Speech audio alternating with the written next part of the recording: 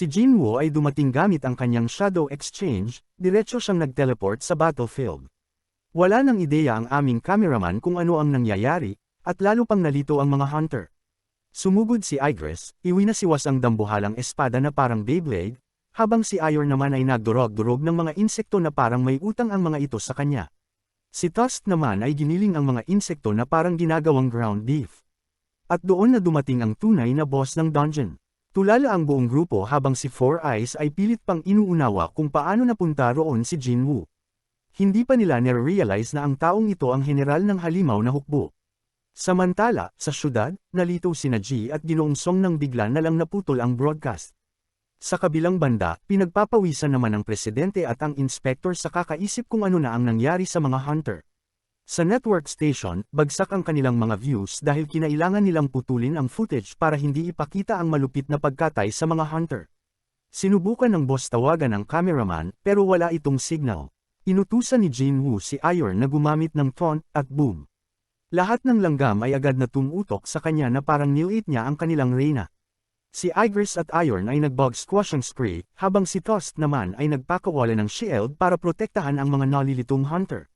Samantala, nagsimulang magtanong si Beck na parang nasa press conference, pero sinabihan siya ni Jinwoo na huminto muna, uminom ng potion, at ipapaliwanag niya mamaya. Hindi makapaniwala si Don Walk na makakapagpagaling ang inumin, pero binara siya ni Jinwoo ng "shut up and drink it", at sa isang iglap, gumaling siya na parang bagong action figure.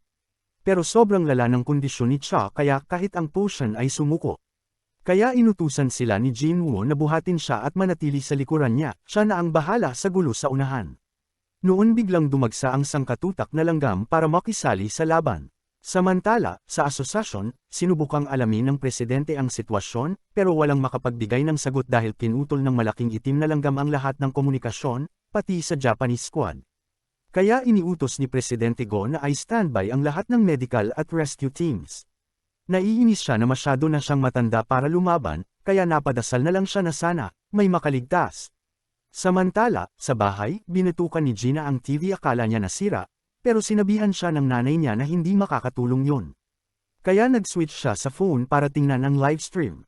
Sa barko ng Japanese Navy, ipinaliwanag ng kapitan na nawalan sila ng koneksyon kay Goto. Lumabas na may napakalakas na halimaw na lumitaw at idinagdag si Goto sa kanyang koleksyon ng ulo. Nagalit ang boss ng Japan, tinawag na inutil si Goto, at nagngingit-ngit dahil 7 sa 10 S-rank hunter nila ang naglaho.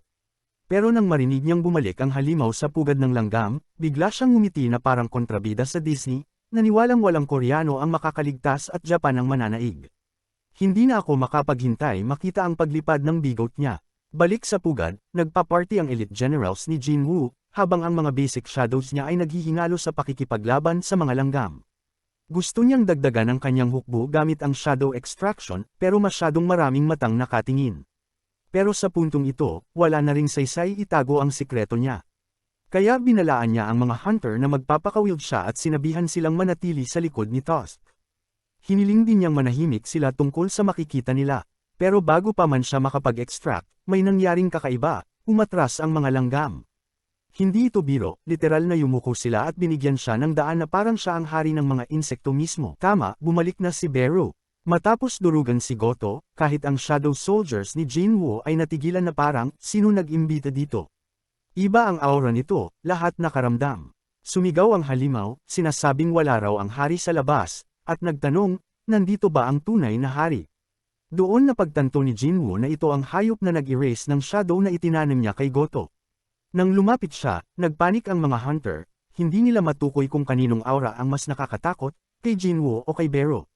Eto na ang laban na pinakahihintay natin.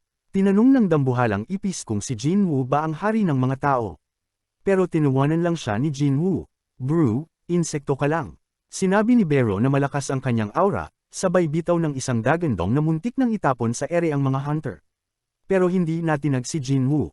Bro, mas amoy bulok ka pa sa ex ko. Jinwoo agad na bumwelta, habang si Choi ay pawis na pawis sa kaba, iniisip kung kaya ba talaga ng tropa natin ang halimaw na to. Pagkatapos ng 1 bilyong beses na subukang kumonekta, sa wakas bumalik online ang broadcast. Sumigaw ang boss na ibalik ito agad sa ere, pero ang assistant niya, nababaliw ka na ba? Hindi natin pwedeng i-blip to pag pumalpak. Pero wala siyang pake, mas mabuting matrama ang audience kaysa mawala ng matamis na ratings. Nagulat ang lahat, si Ju, si Mr. Song, pati lahat ng nakipag-team up kay Jinwoo noon, nakanganga na lang.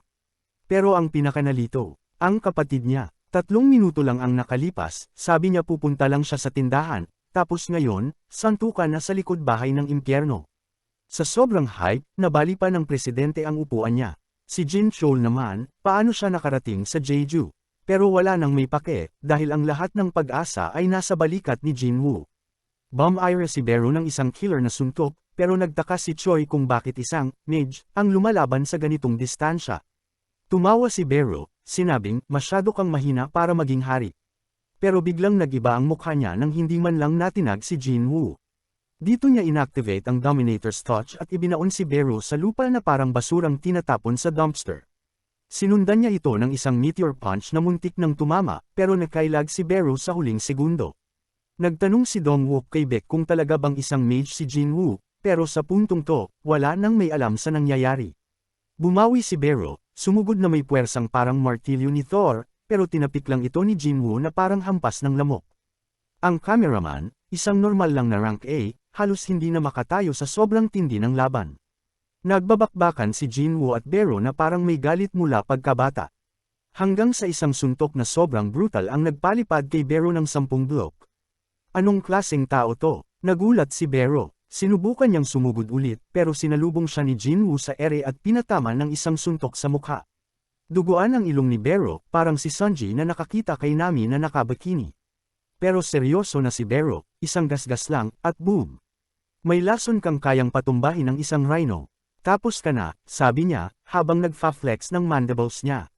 Pero bago pa siya makatuluyan, hinawakan ni Jinwoo ang pulso niya at binagsakan ng suntok na parang galing sa Diyos.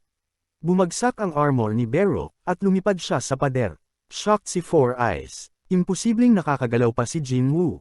Pero sa dami ng kabaliwan na nakita ni Ganggang, hindi na siya kumurap. Yan ba ang alas mo? Tanong ni Jinwoo. Sa isang iglap, nilinis ng system ang lason sa katawan niya. Kailangan ko nang tapusin to. Hindi tatagal si Cha. Sumipa siya ng brutal pero mas mabilis nang umiwas si Bero. Nang walang gumagana, inactivate ni Bero ang final form niya. Nagsimulang mag-evolve ang kanyang exoskeleton, parang Pokemon na Nagal level up, at ngayon, mas mahirap pa siyang patayin ng 5,000 beses. Dito na inilabas ni Jinwoo ang kanyang Demon Monarch Daggers, kumikidlat ng itim na enerhiya na parang bagong drop mula sa isang boss fight. Pero nang subukan niyang tagayin si Bero, pinigilan lang ito na parang thought or real enemy. Balik sa santukan, mas mabilis pa sa mata. Para itong Naruto fight sa 2x speed. Hindi ito basta sparring, isang pagkakamali, tanggal ulo mo.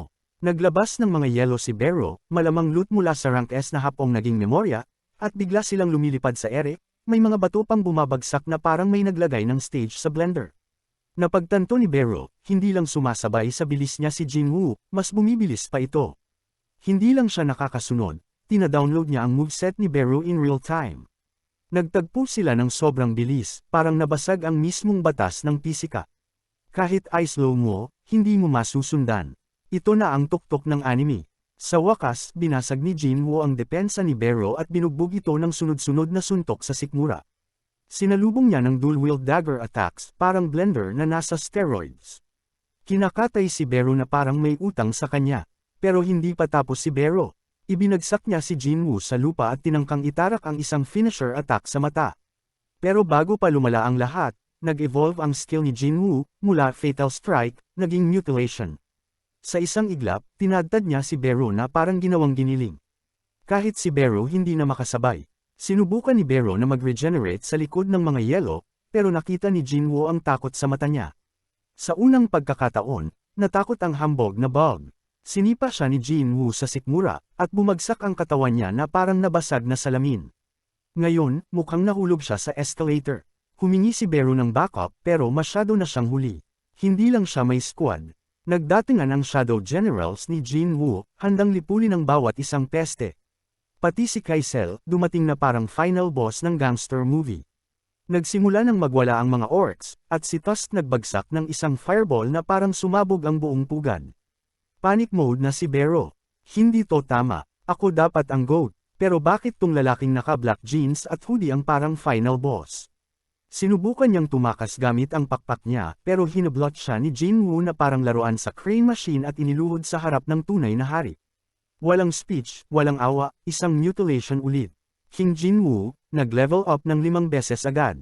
Ang mga natitirang langgam, nagtakbuhan na parang ipis ng binuksan ng ilaw. Hindi makapaniwala ang mga hunters, nanalo sila. Pero hindi nagdiriwang si Jinwoo, tumakbo siya papunta kay Cha, na parang isang hininga na lang at tuluyan ang maglo-log out permanently. Sinabihan siyang hintayin ang chopper, pero sagot niya, hindi na siya aabot, kaya inilabas niya ang kanyang huling alas, ang life elixir na minsang nagligtas sa kanyang ina mula sa isang sakit na wala ng lunas. Kung may pag-asa pang iligtas si Cha, ito na yun, pero kahit ganun, hindi pa rin siya nagising, hindi gumana. Bumagsak ang loob ni Jinwoo, sinubukan niya ang lahat, pero wala pa rin nangyari, at nang parang wala ng pag-asa, bigla niyang naalala ang isang mahalagang bagay, pero syempre, diyan mismo nagtatapos ang episode dahil ang solo leveling ay mahilig mag-stress test ng blood pressure natin. Salamat sa panunood, kung gusto nyo pa ng ganitong content comment nyo lang, like and subscribe na din kayo mga lods.